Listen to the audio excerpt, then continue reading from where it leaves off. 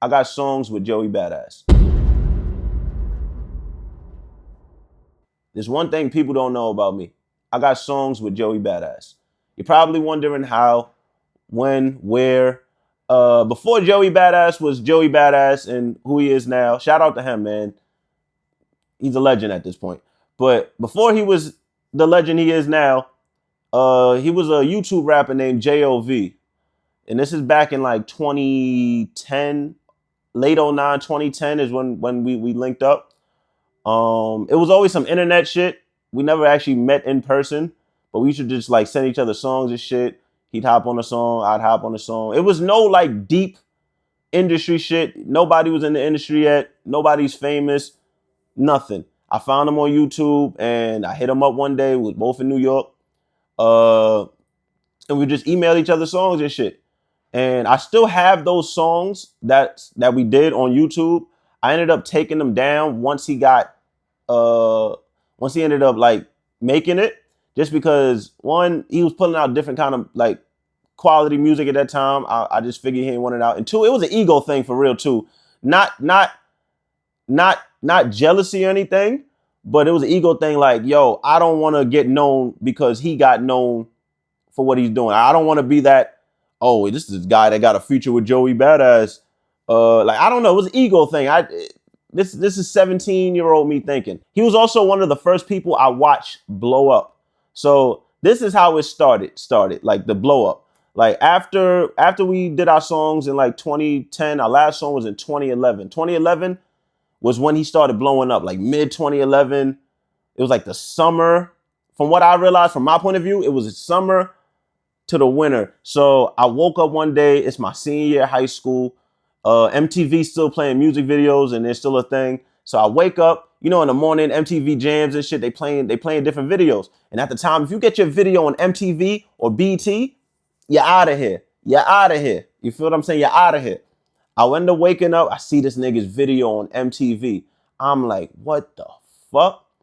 Mind you, I haven't spoken to him in some months now, maybe a good year. You feel what I'm saying? Again, we never linked in person. Like, I'm from Harlem, he from Brooklyn. When we started rapping together, I was like 16, he was like 15. Ain't none of us trap.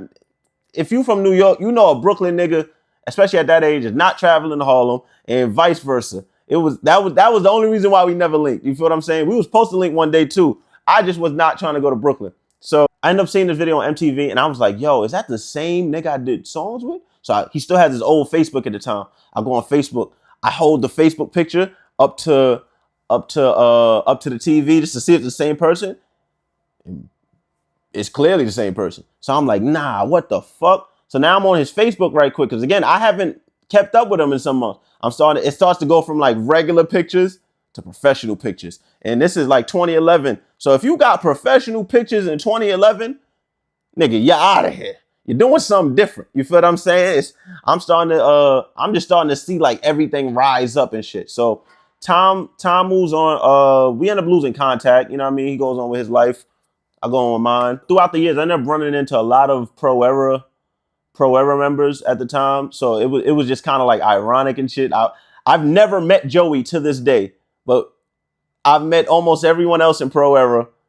And the only person I have songs with is Joey, ironically. So yeah, man, like if you even look up his old page, JOV, my music page is still featured on his page, just because like, yeah, that was my guy at the time. There's no other really deep story behind that other than the fact that me and him had songs together. Maybe I'll play one of the songs at the end.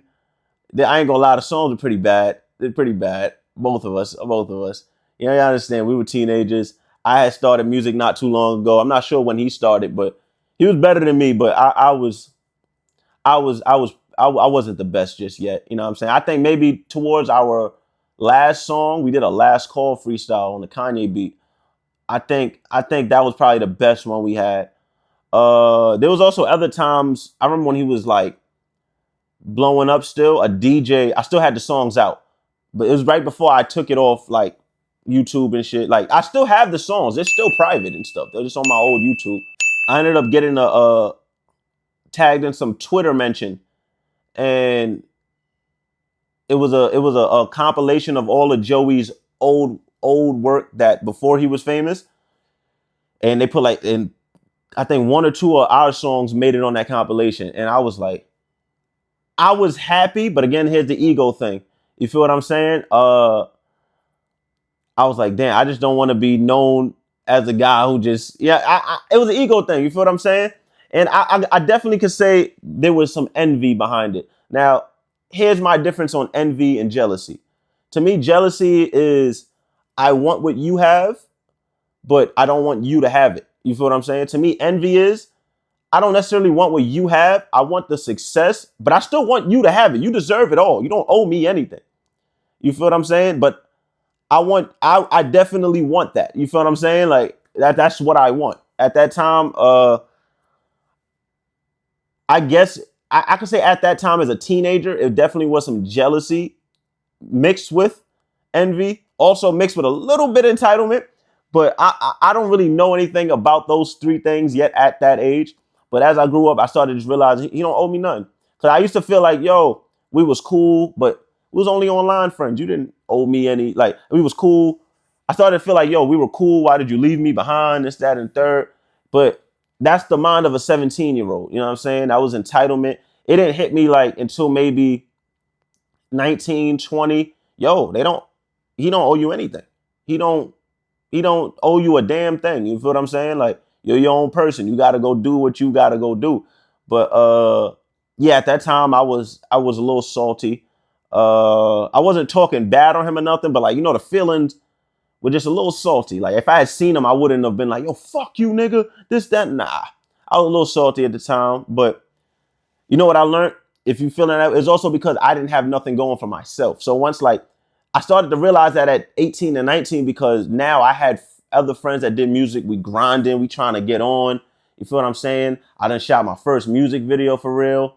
And yeah, man, like it's like when you got your own thing going on, you don't really worry about other people.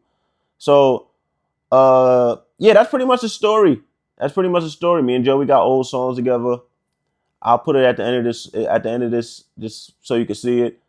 So you can hear maybe a little snippet or some shit. I'll also link his old profile because, like, why not? But I hope one day he don't see this and get mad at me for leaking this old shit. But shout out to Joey, man. You became a legend. You were one of the first people I watched make it. I'll say that too. Like outside of the salty feelings, I remember at 17. I should have mentioned this early in the story, but I remember at 17. I was just thinking of quitting rap. My parents were like, just focus on school. Regular parent shit. Everybody, the teachers trying to just get me off of music, etc. So you were the first person that made me realize this is real. Like, and then you made me realize it was even more real. Like, if you ever see this, you made me realize it was even more real. Once you had that cypher, it was you, Mac Miller, a few other people. I can't remember off top, but it was like, yo, that was legendary. Like, I used to be bragging a lot to a lot of my friends and shit. I was like, yo, I knew this nigga. You know what I'm saying? Like, nah, word. Like, you kept me going, even though like I felt salty at first. You kept me going in terms of like my grind, because it's like it made me realize this is real. This is not just in my head. This isn't a small chance this could work out for me. This is real. So if you, but yeah, that's pretty much the story between me and Joey. I wish you nothing but the best, bro. If you ever see this, keep going, keep being you, keep going up. Yeah, man. My flow is sweeter than a sweet tart. I'm just trying to find me a sweetheart who is street smart, so we can ride together and we can last for long. But that's like seeing niggas driving NASCAR wrong. And I pass y'all all, cause I'm past y'all all. Like being Mr. Right, I say at y'all wrong. Too many motherfucking flows, none of these other suckers know. So back up off, and my stacks up, y'all. So hap up off my dick, I'm the shit, so I'm